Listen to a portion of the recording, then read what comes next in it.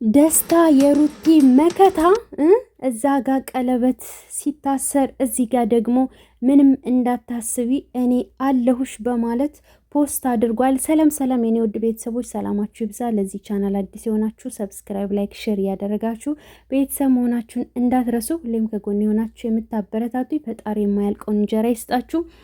እናም ደስታ በቤቱ ፖስት አድርጓል ማለት ነው። ፖስት ያደረገውም ሩታዬን አበባ እየሰጣት እንዲሁም ቀረጽ አድርገው አይደለም እና እኔ ከጎንሽ አለሁኝ ምንም እንዳታስቢ የሚል መልእክት ነው ማለት ነው። እና እውነት ለመናገር ደስታዬ የኛ ኮሮ ማለት ነው ጀንተል እያለ መጣ እኮ እያማረበት መጣ ማለት ነው። ድሮም ቆንጆ ነው ሲጀመር ደስታ። በነገራችን ላይ ምንም የጎለው ነገር የለም።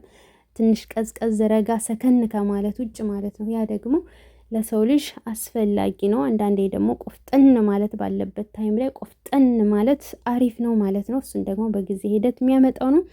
በዛም ማለት በዚህ ፍቅርህን ተቀበለችም አልተቀበለችም እሱ የሩታ ምርጫ ነው። ነገር ግን ደግሞ አንድ ሰው በውድቀቱ ጊዜ ከጎንሽ አለሁኝ ማለት በራሱ ትልቅ በቃ ኩራት ነው፣ ትልቅ ጀግንነት ነው ማለት ነው። እና ከጎኗ መኖርህን አሳቢ መሆንክን ስላሳየህን እጅግ በጣም እናመሰግናለን ማለት ነው። ጋይስ የነገው ቀን ግን ማለት ነው እኔ እንጂ አልደርስልኝ ብሏል ማለት ነው። እና ዳኒ አንዳንድ ነገሮችን ነግሮናል።